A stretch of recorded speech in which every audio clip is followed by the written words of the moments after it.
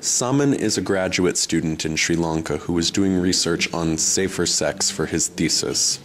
He told me that while he was working in the southern city of Galle, the local police detained and tortured him, assuming he was gay. While in detention, he witnessed how the Sri Lankan police discriminated against other allegedly gay men who were locked up in jail. Fearing retribution, Saman did not want to show his face or use his real name in recording this experience. Under the Sri Lankan Penal Code, Section 365A, homosexual acts are prohibited and violators face a penalty of up to 10 years in prison. While few cases have ever been prosecuted, the threat of public shame and blackmail looms large for Sri Lanka's gay community, and this dead letter has become a greater threat in light of pervasive police corruption. Listen to his story. This incident happened when I was doing a research about safe sex for my master's program. I was conducting one-on-one interviews with commercial sex workers, beach boys, and gay guys who have casual sex in public places. I had an open-ended questionnaire I used to gather information about how these men practice safe sex. In a country like Sri Lanka, you cannot ask about very personal things, especially regarding sex, from anyone without building a proper relationship with them. So I had to spend a lot of time hanging out with these guys and to get the information I wanted for my research.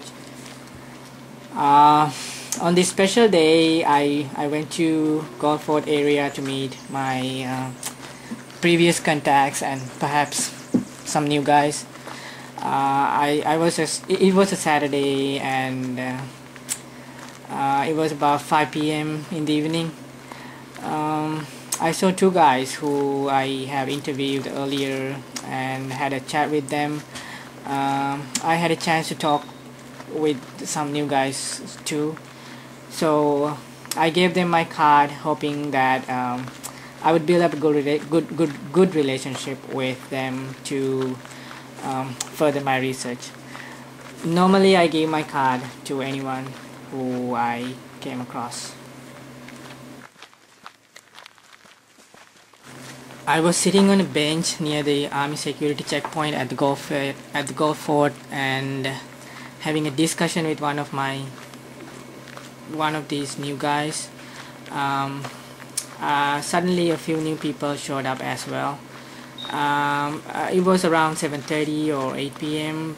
It was dark, but there was plenty of moonlight. I began to realize that these men were police officers without their uniforms.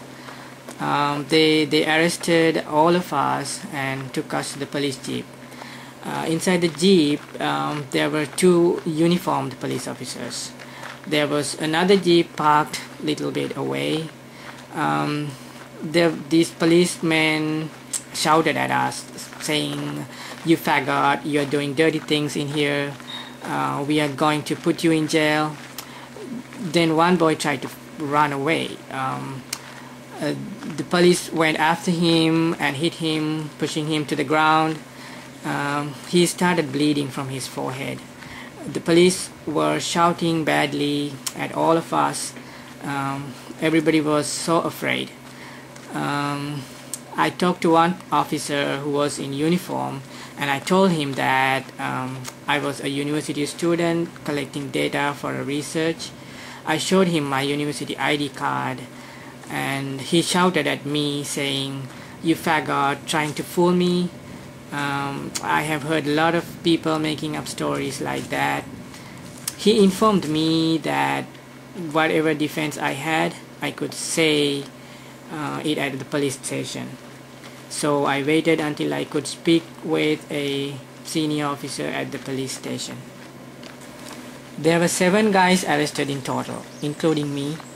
I knew 5 of them from my earlier meetings, and I had personally interviewed all of them. There was one very feminine guy nicknamed Geeta, which is the name of a very famous Sri Lankan actress. He was girlish and was wearing three-quarter pants and a pink t-shirt with some ladies' jewelries. Most of the others were wearing casual men's clothes. Geeta's mannerisms were very feminine, and he had a girly voice too. He got a lot of trouble from the police in the next 2 days. When we got to the police station, it was around 10 p.m. Before putting us in jail, they checked all of our belongings. They found my visiting card with most of the guys, and that immediately singled me out for abusing, saying, "You are a person who is having connection with gays and promoting gay sex in this area." They screamed and they told me that they would put me in jail for many years. I got so afraid. There were only few people in the jail, and most of them were arrested for being drunk in public. There were also some thuggish looking men among them for fighting in public, I guess. Few hours later, a senior police officer came to question all of us. When my turn came, I told him that I was there for my research and not for sex or anything illegal. The police officer asked me to prove it. I told him to check my bag and said that he would find my university ID card and research notes. He didn't believe me. He slapped me on my both cheeks and shouted at me not to lie. Then one policeman told to the senior officer that I had given my card to everyone, and that I was probably involved in promoting gay sex and prostitution. Then police officer pushed me back inside the jail and threatened me, saying, "You faggot, we will do good things to you." We were helpless and waited the whole night in the jail. I asked them when we could get a chance to contact somebody outside or see a lawyer. They said that when the OIC came in the morning, he will decide what to do. Perhaps we would be in court on Monday.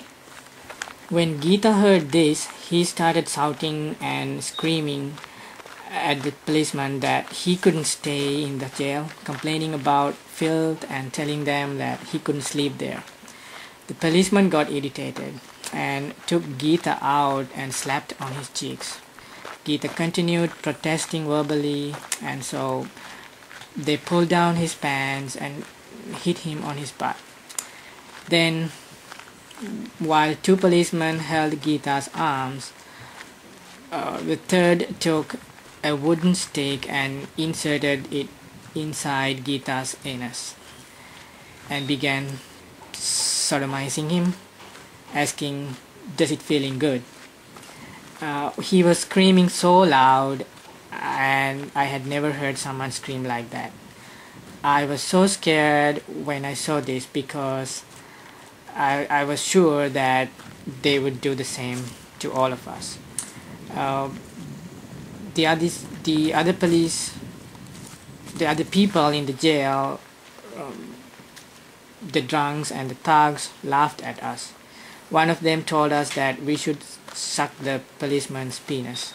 He pulled his penis out of his denim and asked one of us to suck it. Another guy did the same. When the guard saw this, he just laughed, and he didn't do anything to stop them. We were just objects for their amusement, for the police who were working on the night shift. All night we suffered the insult and abuse. And the next morning, the OIC came and questioned everybody.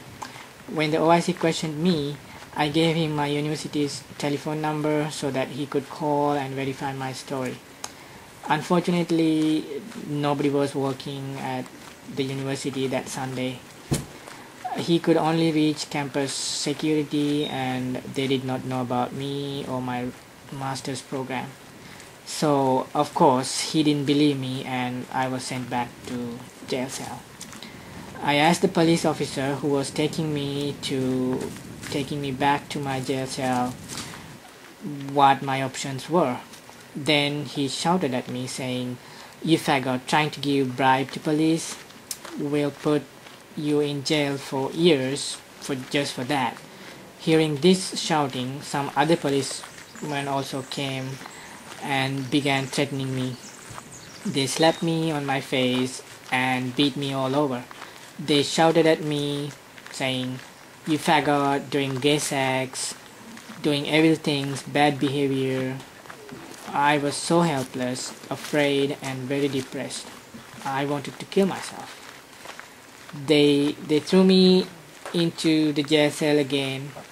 I tipped and landed on my ankle. Over the next few hours, it started to swell and the pain was immense. By the time OIC returned to the police station late that Sunday evening, my ankle had swollen to the point that I could no longer walk. When a police guard informed him about my leg, the OIC asked him to carry me to his office.